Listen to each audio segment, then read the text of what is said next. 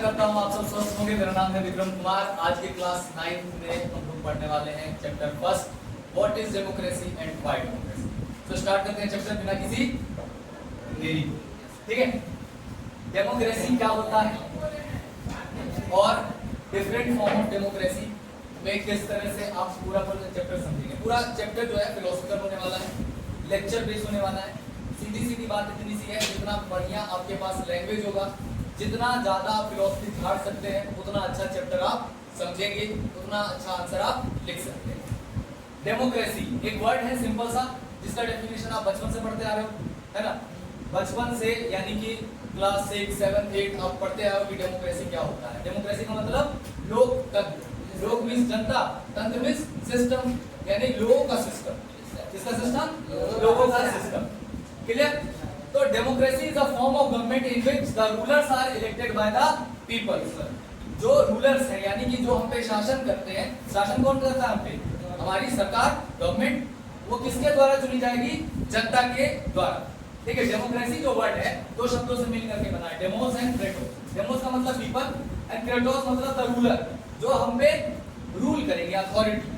ठीक है, तो डेमोक्रेसी तो ये हुआ। एक अब्राहम लिंकन जिन्होंने डेमोक्रेसी के लिए एक डेफिनेशन दिया, by the people, for the people, to the people. ठीक है, डेमोक्रेसी ये है, इतना डेफिनेशन है। ठीक है, और वाई डेमोक्रेसी, ये तो व्हाट इज डेमोक्रेसी हो गया। अब वाई डेमोक्रेसी की बात करते हैं। डेमोक्रेसी ही क्यों? ठीक है, तो सबसे बढ़िया डेमोक्रेसी फॉर्म ऑफ गवर्नमेंट ही होता है। आप पूरा चैप्टर जब पढ़ेंगे ना तो आपको समझ में आएगा कि जितने भी फॉर्म ऑफ गवर्नमेंट दुनिया में एग्जिस्ट करते हैं, वर्ल्ड में एग्जिस्ट करता है, वो सारे के सारे में से सबसे बेहतर डेमोक्रेसी है। जैसे आप कहते हैं ना हमारी वाली अलग है, वैसे ही डेमोक्रेसी जो है हमारे देश में है और वो पूरी तरह से अलग है, सबसे बढ़िया है। क्लियर? चलिए अब हम समझते हैं पहले तो फॉर्म ऑफ गवर्नमेंट क्या होता है। कई सारे फॉर्म ऑफ गवर्नमेंट होते हैं, मैंने इसमें से कुछ आपको समझाने के लिए लिखा हुआ है। मोनार्क फॉर्म ऑफ गवर्नमेंट, जिसे राजतंत्र कहते हैं। हमारे यहाँ पे भी बहुत सारे राजा रहे। आप दूसरे वर्ल्ड हिस्ट्री जब आप पढ़ेंगे क्लास 9 और 10 में तो समझेंगे कि लुईस पॉल थे, जो फ्रेंच रेवोल्यूशन में आपने पढ़ा। जार आप रशिया रेवोल्यूशन में पढ़ेंगे। ठीक है, इटली में विक्टर इमैनुअल पढ़ेंगे, फ्रेडरिक विलियम पढ़ेंगे, बहुत सारे राजाओं के बारे में पढ़ेंगे। तो फॉर्म ऑफ गवर्नमेंट जो है मोनार्क फॉर्म ऑफ गवर्नमेंट कहलाता है। इसे डेस्पोटिज्म भी कहते हैं, निरंकुश, यानी कि उनके पावर पे कोई लिमिट नहीं लगता। डेमोक्रेसी जिसे मैंने अभी आपको डिस्कस किया, लोकतंत्र, जहां जनता का शासन होगा। जनता इनडायरेक्टली रूल करती है अपने बीच में से किसी एक को चुन करके, लीडर्स को चुन करके। ठीक है, जैसे आप सभी के सभी जब डेमोक्रेसी की बात करते हैं तो एक बहुत बड़ी ह्यूज पॉपुलेशन है पूरी कंट्री। ठीक है, अब उस पॉपुलेशन के सभी जितनी पॉपुलेशन है, जनसंख्या है, उनकी सारी बातों को मान लेना, समझ लेना आसान तो होता नहीं है। तो इसके लिए क्या करते हैं, हम अपने बीच में से एक रिप्रेजेंटेटिव चुनते हैं और उनकी डिमांड, जो भी हम पूरी जनता की डिमांड है, वो रिप्रेजेंटेटिव किसी के सामने रखता है। तो पार्लियामेंट में हमारे द्वारा चुने हुए मेंबर ऑफ पार्लियामेंट जाते हैं, स्टेट लेजिस्लेचर में हमारे द्वारा चुने हुए एमएलए जाते हैं और वो जाकर के हमारी बात रखते हैं, क्योंकि वो हमारे बीच में से होते हैं। ठीक है, तो यहाँ पे देखिएगा डेमोक्रेसी सबसे बेहतर फॉर्म ऑफ गवर्नमेंट दिखता है। एक आता है ओलिगार्की। इसका मतलब क्या होता है? स्मॉल ग्रुप ऑफ पीपल के द्वारा जब कंट्री को रूल किया जाए, किसी एक क्षेत्र को रूल किया जाए, तो उसको कहते हैं ओलिगार्की। इसका मतलब समझिएगा, जैसे कुलीन तंत्र समझते हो, जिसके पास ज्यादा प्रॉस्पेरिटी है, जिसके पास ज्यादा पैसा है। ठीक है ना, एक तरह से कहें कि मनी इन्फ्लुएंस कर रहा है वहां उस चीज को रूल करने के लिए। क्लियर? डिक्टेटरशिप, तानाशाही, जैसे हिटलर के बारे में आप पढ़ेंगे। ठीक है, मुसोलिनी के बारे में पढ़ेंगे, आप जोसेफ स्टालिन के बारे में पढ़ेंगे। ये सभी के सभी डिक्टेटर हैं। अभी रिसेंटली आप सुनते होंगे किम जोंग, नॉर्थ कोरिया। तो ऐसे डिक्टेटर्स के बारे में पढ़ेंगे जो तानाशाह हैं, उनके सामने किसी की नहीं चलती। आपका ओपिनियन मैटर नहीं करता है, आप क्या सोचते हैं कोई मैटर नहीं करता है, आपका राइट्स क्या है कोई मैटर नहीं करता है, आप जिए मरे जो जैसे करना होगा सारा का सारा डिक्टेटर वो करेगा, जो उसकी मर्जी आएगा, आपकी बात नहीं सुनी जाएगी। अब आता है टोटलिटेरिज्म। इसका मतलब क्या होता है? Form of government that centralise and dictatorial, मतलब कि जितना पावर का कंसंट्रेशन होगा, टोटल पावर का concentration within one hand, within one executive body होगा। ये सारा का सारा, जैसे कि आपने फ्रेंच रेवोल्यूशन में रेन ऑफ टेरर में देखा था, मैक्सिमिलियन रॉबिस्पियर के वन एग्जीक्यूटिव बॉडी है, पूरा का पूरा पावर किसके पास था? मैक्सिमिलियन के पास था ना। ठीक, तो इसे कह सकते हैं आप डिफरेंट फॉर्म ऑफ गवर्नमेंट, जिसमें सबसे बेहतर कौन सा है? डेमोक्रेसी, यानी अपनी वाली, ठीक है। अब देखो डेमोक्रेसी भी दो तरह की होती है, किस तरह से, एक डायरेक्ट डेमोक्रेसी और दूसरा इनडायरेक्ट डेमोक्रेसी। इसको ऐसे समझ लीजिए, जब इलेक्शंस होते हैं तो आप सभी मतलब जो ओवर 18 है, यानी कि जिनको सफरेज राइट, वोटिंग राइट मिला हुआ है, वो अपने बिहाफ पे वोट करते हैं। वो लोकसभा के इलेक्शन, जिसे जनरल इलेक्शन कहते हैं, वहां पे मेंबर ऑफ पार्लियामेंट को इलेक्ट करते हैं, और मेंबर ऑफ पार्लियामेंट जो है अपने एक हेड को, जिसे प्राइम मिनिस्टर कहते हैं आप लोग, उन्हें इलेक्ट कर लेते हैं, चुन लेते हैं। इसी तरह से जब स्टेट में इलेक्शन होते हैं तो स्टेट लेजिस्लेचर के इलेक्शन में आप लोग एमएलए को चुनते हैं, मेंबर ऑफ लेजिस्लेटिव असेंबली में जब चुनाव होता है तो आप लोग एमएलए को चुनते हैं, और वो एमएलए आपके लिए चीफ मिनिस्टर चुन लेते हैं, ठीक। राज्यसभा में मेंबर जो चुने जाते हैं वो मेंबर ऑफ पार्लियामेंट के द्वारा चुने जाते हैं, ठीक है। जिनको आपने चुना है, आपके चुने हुए लोगों के द्वारा कोई मेंबर चुना जाता है तो उसको इनडायरेक्ट कहते हैं। जैसे प्रेसिडेंट के लिए आप वोट नहीं करते हैं, राज्यसभा में जो मेंबर ऑफ पार्लियामेंट है उनके लिए आप वोट नहीं करते हैं, तो वो लोग कैसे चुने जाते हैं, इनडायरेक्टली। इसलिए कहते हैं डेमोक्रेसी में भी दो तरह की डेमोक्रेसी, एक डायरेक्ट और एक इनडायरेक्ट। डायरेक्ट डेमोक्रेसी का जो है आपको लोकल गवर्नमेंट में सबसे बढ़िया एग्जांपल मिलेगा।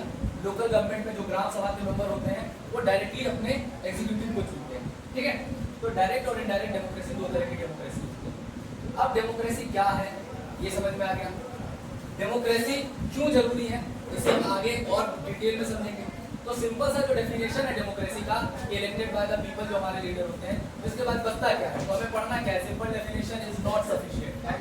इतना सिंपल डेफिनेशन नहीं अगर पढ़ना होता तो पूरा चैप्टर थोड़ी पढ़ रहे होते, ठीक है। अगर इतना ही है डेमोक्रेसी तो चैप्टर खत्म हो गया, इसको पढ़ना नहीं है ना, लेकिन है इसके आगे बहुत कुछ है। हम लोग डेमोक्रेसी को डिटेल में समझेंगे, इसका ब्रॉडर मीनिंग समझेंगे कि डेमोक्रेसी किस तरह से लोगों की लाइफ को इफेक्ट करता है, डेमोक्रेसी किस तरह से देश दुनिया में इम्पैक्ट डालता है, डेमोक्रेसी ही बेहतर क्यों है, बाकी फॉर्म ऑफ गवर्नमेंट क्यों नहीं बेहतर है, इस सभी को समझेंगे। देखिए कुछ फीचर्स हैं डेमोक्रेसी के, उसे समझेंगे, एग्जाम्पल के साथ समझेंगे। सबसे पहले समझिए रूलर्स कौन होते हैं, दूसरा इलेक्शन जो 5 साल में वोट होता है, अभी 2024 में ये लोकसभा का चुनाव होने वाला है, ठीक है ना, आपके प्राइम मिनिस्टर भी चुने जाएंगे, इसमें जनता का क्या रोल होता है, ठीक। फॉर्म ऑफ गवर्नमेंट किस तरह से डिसाइड होगा, क्या हमने डेमोक्रेटिक फॉर्म ऑफ गवर्नमेंट को इलेक्ट किया तो डेमोक्रेटिक रहेगी या डिक्टेटर हो जाएगा, ठीक है, क्या वो गवर्नमेंट का फॉर्म चेंज कर देंगे।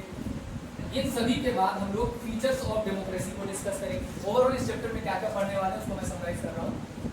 Major decision taken by the elected leaders, जितने भी बड़े फैसले मेजर हो चाहे माइनर हो, आपके द्वारा चुने हुए इलेक्टेड लीडर लेते हैं। इसमें हम पाकिस्तान का एग्जांपल समझेंगे कि कैसे 1999 में 1999 में नवाज शरीफ उस समय पे प्राइम मिनिस्टर होते हैं और एक मिलिट्री coup किया जाता है परवेज मुशर्रफ के द्वारा, ठीक है, तो उसके बारे में समझेंगे। Free and fair electoral competition, जो इलेक्शन होता है वो फ्री और फेयर होना चाहिए। इसमें हम दो देशों के एग्जांपल से समझेंगे कि चाइना जो है सिंगल पार्टी सिस्टम है, वहीं पे मैक्सिको में आप देखेंगे तो इंस्टीट्यूशनल रेवोल्यूशनरी पार्टी, ठीक है, PRI जिसे कहते हैं, उसका क्या मैल प्रैक्टिसेस है इलेक्शन को जीतने के लिए। 1 पर्सन 1 वोट 1 वैल्यू, इसके कंटेक्स्ट में हम लोग सऊदी अरब, इस्टोनिया और फिजी का एग्जांपल देखेंगे कि क्या वहाँ पे 1 पर्सन का 1 वैल्यू है वोट का। लास्ट आपका आता है rule of law and respect for rights, इसमें हम जिम्बाब्वे के एग्जांपल से समझेंगे। जिम्बाब्वे की एक जानू पार्टी है, ठीक है, वो वाली जानू नहीं जो आप समझ रहे हैं, दूसरी वाली जानू, ठीक है, वो पार्टी के बारे में हम लोग समझेंगे। और लास्ट में आर्ग्यूमेंट अगेंस्ट डेमोक्रेसी। डेमोक्रेसी का देखो कोई भी चीज़ है तो उसका एडवांटेज और डिसएडवांटेज दोनों होता है, पॉजिटिव और नेगेटिव एस्पेक्ट दोनों होता है, ठीक है। तो डेमोक्रेसी सिर्फ अच्छी नहीं है, ठीक है, कोई भी चीज़ परफेक्ट नहीं मिलता है, उसमें कुछ ना कुछ नेगेटिव भी चीज़ें होती हैं। तो डेमोक्रेसी में कैसे डिले होता है, ठीक है, अनस्टेबिलिटी किस तरह से आता है, करप्शन कैसे बढ़ जाता है, ये सारी चीज़ों को डिस्कस करेंगे।